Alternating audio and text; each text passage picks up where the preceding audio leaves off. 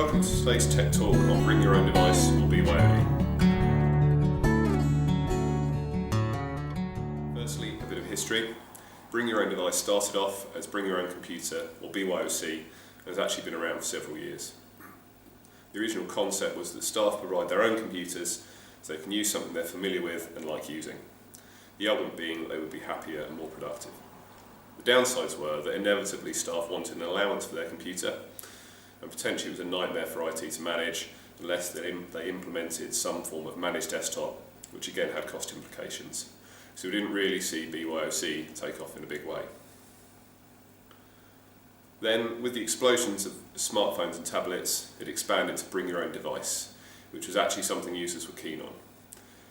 Now, it's actually quite rare for people to be talking about desktops or laptops when BYOD comes up. It's primarily about mobile devices.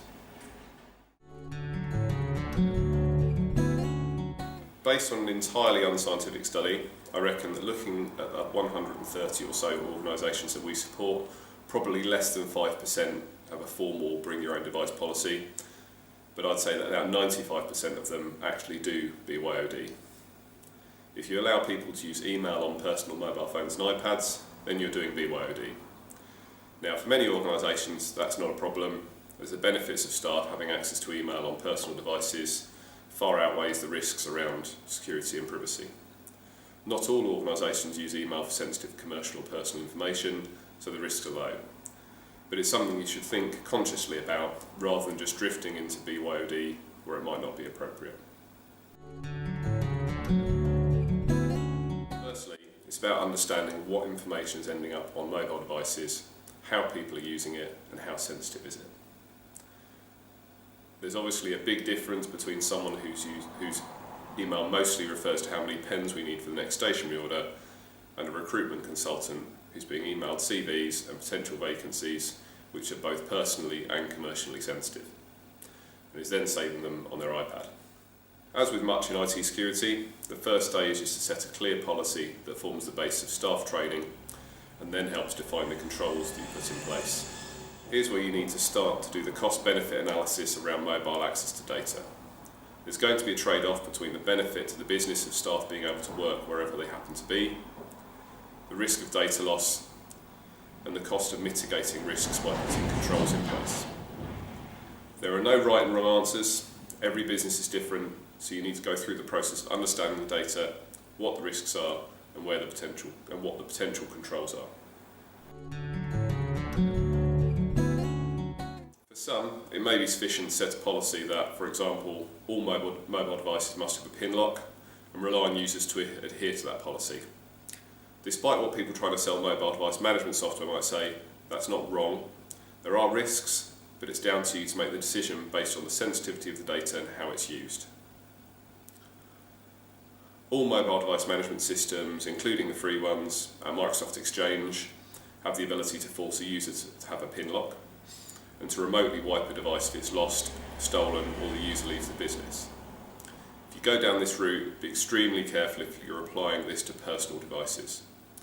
Firstly, some users will have an issue with forcing a PIN lock on their device, and even more will have an issue if you remotely wipe their device, including all of their personal data and photos. I would say this method is much more suited to organisations who issue mobile devices to staff, as the business then has the right to do whatever it pleases with its own hardware. The next option is to use some form of mobile device management or MDM solution.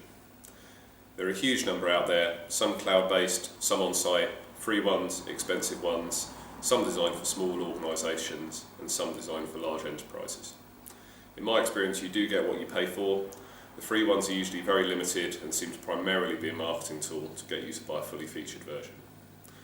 There are several which are extremely sophisticated and can do a massive amount, but are designed for large enterprises and just too expensive and complex for the majority of SMEs. When I selected the solution we're using, the key requirements for me were that we could remote wipe only business email without touching anything else, we could force a PIN lock, and we could apply it to an existing mobile device without wiping it first, as there are some systems out there that really need to start with a factory defaulted device. So, if you're looking at a mobile device management platform, you need to be clear about what your requirements are as again, there's no one-size-fits-all solution. There seems to have been an acceptance there are some real challenges around a business having control over personal phones, tablets and computers.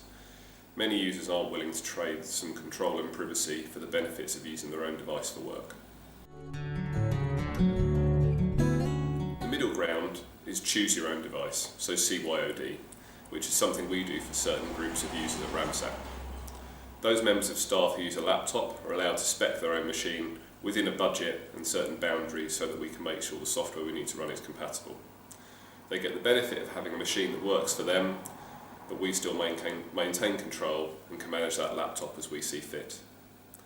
Likewise, those members of staff who are issued a mobile phone can choose from a list or can pay a bit extra if there's a particular device that's not within budget, mostly iPhones.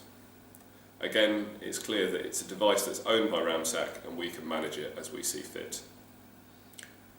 Inevitably, there is still some personal use of those laptops and phones, but we tell them during their induction that we can wipe their device whenever we see fit, so they need to make sure they back up any personal data that might be on there. So, to summarise, you're probably already doing BYOD, but you don't know it. Take some time to understand the data that's currently sitting on personal and business mobile devices and consider how sensitive it is. Then agree a policy before you start to look at what controls you might want to put in place. Obviously, we have experience in bring and choose your own device, mobile device management solutions, and helping people make sense of the data they're storing and moving around. So if you do need some friendly jargon and sales-free advice, please do get in touch. Thank you for your time.